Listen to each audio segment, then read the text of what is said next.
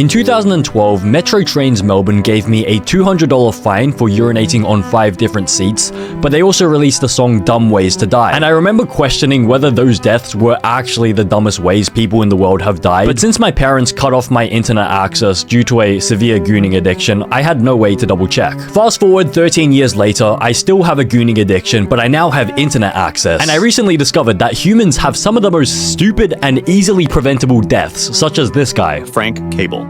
In January 2014, Frank Cable, a 35-year-old Zimbabwean evangelical pastor, had a revelation that told him that with enough faith, he could achieve what Jesus was able to do. He gathered his congregation and told them that he was capable of reenacting the very miracles of Jesus Christ. He decided to walk on water like Jesus did, so he took his congregation out to the beach in Libreville, the capital city of Gabon. He told them that he would cross the Gabon estuary on foot, a distance of 7 miles that normally takes 20 minutes by boat. 14 kilometers? This guy thinks he can walk on water for 14 kilometers. So I think the average human can walk at like 5 kilometers per hour. And so we just round that to 15 kilometers. It would take 3 hours to walk that. Like, say hypothetically he could walk on water. It would take him almost 3 hours to walk that distance. As he stepped into the water, his right foot sank immediately. Sadly, by the second step into the water, Cabell found himself completely submerged and ultimately drowned. Archduchess... Wait, he didn't even take one step and he just died straight away. He died straight away on the first step. This guy really thought he was Jesus. He just died on the first step. He didn't even make it like 100 meters. I mean, yeah, of course he didn't make it 100 meters because, like, yeah, he can't walk on water. But how do you even get to this state where you truly believe in your mind that you can walk on water? Who told him this? Like, who told him he could do this? Joseph Smith. It was January 22nd, 2023 in Sumner County, Kansas. Joseph Smith, a plumber, decided to go hunting with a friend and his friend's shepherd dog when a tragic incident occurred. They loaded the dog and the guns into the back seat of the truck and headed into the woods. While Joseph sat in the passenger seat, the dog accidentally stepped on the trigger, causing the rifle to discharge and shoot Joseph in the back. Emergency response units arrived within minutes and attempted to revive him. Wait, how is that even possible? Surely that's not even an accident. That was premeditated, wasn't it? The dog accidentally stepped on the trigger. The dog accidentally stepped on the trigger. Yeah, sure. I'm sure it was an accident. I mean, maybe the dog just didn't really like his friend. I mean, you never know. Like, to be honest, like, I'm actually like serious because sometimes dogs just don't like certain people. So maybe this guy's friend, like, he just would never feed the dog any treats whenever he'd come over. An initial investigation examined whether the dog was at fault, but the sheriff's office ruled the shooting an accident and closed the case. The dog was not harmed. Wait, they did an actual trial on this dog? Wait, how would you even investigate whether it's an accident or not? You can't, like, communicate with the dog, can you? Would they do like a background check? Would they ask the owner whether there was any like bad blood between like the dog and the friend? Like, let's say hypothetically there was like a bad incident. Like, maybe the friend like accidentally punched the dog in the face like years ago. I don't think the owner is going to say that because then the dog is going to get put down, like, obviously. Randy Lee Tenley. It was August 28, 2012 in Kalispell, Montana, when Randy Lee Tenley, a 44-year-old Montana native, decided to play a prank. Dressed in a military-style ghillie suit, he headed to the highway at night to provoke a Bigfoot sighting. A 15-year-old girl driving in the right-hand lane of US Highway 93 struck him, and as he lay in the road, a 17-year-old girl in another vehicle ran him over. Because it was a full-body suit made of camouflage... Bro, why do they have to include the ages there? Like, just to rub salt into the wound. Like, this guy got run over by a 15-year-old girl and a 17-year-old girl as well. I don't know whether there's some like underlying sexism in here, but imagine getting killed by a 15-year-old girl driving a car for the first time and then you get finished off by some random 17-year-old girl. And the worst thing is that the drivers probably never even knew that they killed this guy. How did they even know there was a 15 and a 17-year-old girl? Okay, so the 15-year-old hit him like directly. A second car came, but they swerved to avoid the guy. But then the third car was a 17-year-old girl who just did not see him, just ran him over again. Police believe he had been drinking and was in the middle of the lane when he was hit. You know what? Maybe he could have been like a little bit like he wanted to unalive himself. Robert Overacker. On October 1st, 1995, 39-year-old Robert Overacker ventured to Niagara Falls, Canada to attempt an audacious stunt. For 7 years, Robert meticulously planned how to jump off Niagara Falls on a jet ski, not just for the thrill, but to raise awareness for the homeless in his native California. How does jumping off the Niagara Falls with a jet ski have anything to do with homelessness? So he's doing this for a charity to raise awareness for homelessness. I feel like there is something like different you could have done to raise awareness for homelessness. I feel like you could have like ran like a food truck or something, like to like directly help the homeless. But instead, you're just gonna have a thrill, personally, just jump off the Niagara Falls with a jet ski. But don't worry, it's all in the name of charity. Please donate money to me so I can jump off the Niagara Falls with a jet ski. But it's not for my own personal enjoyment. It's for charity, okay? So it's all going to a good cause. Because I assume a lot of the money would have been used to fund, like, they would have bought the jet ski for him, and they probably would have paid for his training and everything as well. He believed this was a cause that desperately needed more attention, and a stunt as daring as seemed the perfect way to bring it. Although Robert thought he had prepared for the stunt, there was one critical oversight that would ultimately prove catastrophic. He planned to use a rocket-propelled parachute to soften the fall. As he ventured into the Niagara River, the jet ski had the words, "Save the homeless." Great. This is brilliant way to raise awareness for homelessness. So you're gonna do your little stunt, and then you're just gonna have a little tiny little phrase, "Save the homeless" on it. Okay, great. I'm sure if anyone sees this stunt, they're gonna try to zoom in, read that phrase, and then when they do read the phrase, they're gonna go out on the street, pick up some random homeless guy from the bin, and just give him $1 million in cash, tax-free. Shortly before going over the falls, he let go of the jet ski and lifted his hands high into the air. In an instant, he vanished from sight as he went over the edge. His rocket-propelled parachute failed to open, and he fell to his death. Overacker's body was recovered the next day, and he was pronounced dead at Niagara General Hospital. His failed stunt was captured on video by a German tourist, Italian John Doe. It was April 19th, 2022, Easter Monday in Catalica, Italy, when an unidentified 46-year-old man, feeling thirsty, decided to sneak into the back of a closed market. He picked up a bottle of water from a tall stack of crates, causing the entire stack to collapse on top of him. Employees returned to the shop the next day and were confronted with a collapsed mess of crates. A few hours into the workday, they began sorting the collapsed stack. When they lifted the first crate, an arm emerged. It was immediately clear that a tragedy had taken place. Thanks to CCTV footage, the Italian police were able to reconstruct the final moments of the 46-year-old's life. Mike Hughes. What? That's it? That's it? He just got crushed by water and that's it? An unidentified Italian man. So I assume it must have been some sort of like homeless man. I think some homeless man just snuck in the back of the store and just stole like a bottle of water and just died. So maybe that's why this jet ski guy was trying to do the jet ski guy. Save the homeless so that they don't travel to Italy and steal a bottle of water from a closed grocery store and get crushed to death. John Allen Chau.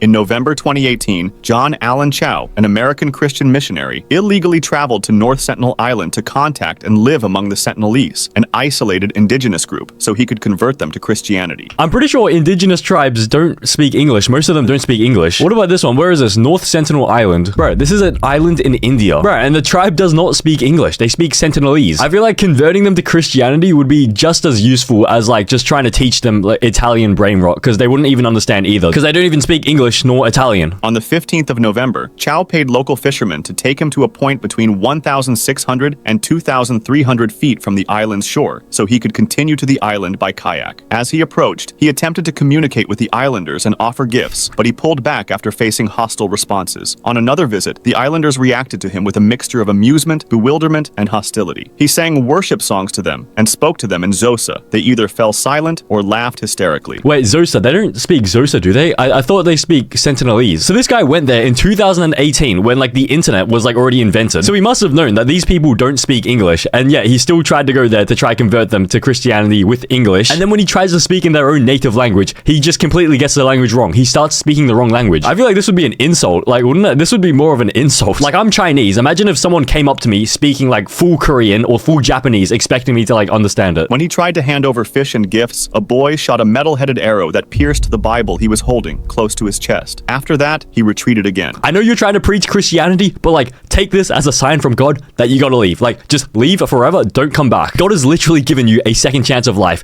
Don't tell me you're gonna come back with an even bigger Bible. On his final visit, on the 17th of November, Chau told the fishermen to leave without him. The fishermen later saw the islanders dragging Chau's body, but his remains were never recovered. 7 fishermen were later arrested for taking Chau to the island illegally. Archduchess Matilda of Austria.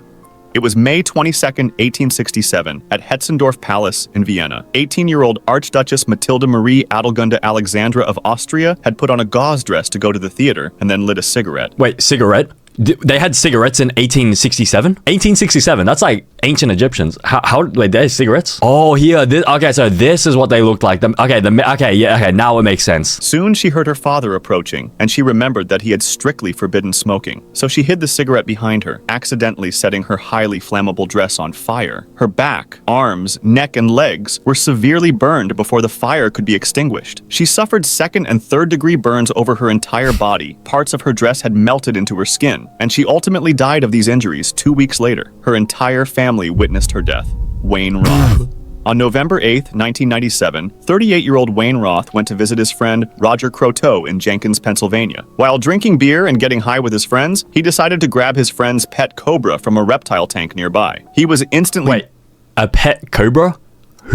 Wait, 1997. Who has a pet cobra in 1997 or even 2025? How much should they even cost? Okay, they can cost up to $600 US. That is like 1,000 Australian dollars. Okay, that's pretty expensive, but okay, you can buy. Okay, I never knew you could just buy them online like that. He was instantly bitten in the right hand by the cobra. So his friend Roger suggested that they go to a hospital and insisted on taking him there. But Wayne had other plans. He said he did not need to go to the hospital. He was going to handle it like a man. He asked to be taken to a local bar instead. While drinking there, he bragged about being bitten by a snake to everyone. Unfortunately, though, cobra venom is slow-acting. He felt unwell within 3 hours of being at the bar and died shortly afterwards while being driven to the hospital. Wait, so his way of dealing with it is to just go to a bar. So instead of actually like addressing the root cause, he's just gonna try to sedate himself with like, what is it, alcohol? He's just gonna make his whole body feel so numb with alcohol that apparently he won't be able to feel the effects of venom. But isn't alcohol like the worst thing you can have when you have like venom in your body? Because alcohol vasodilates your blood vessels, doesn't it? Alcohol can increase the circulation, which can speed up the spread of venom throughout the body. So basically, if he didn't go to the bar, he may have actually had enough time to survive if he got driven straight to the hospital straight away. Going to the bar just sped up the process of him dying from the venom. A toxicology report showed that Roth's blood alcohol content was 0.354, over 3 times the legal limit in the state, and that controlled opiate substances were present. The official cause of death was listed as cardiorespiratory failure due to drug overdose.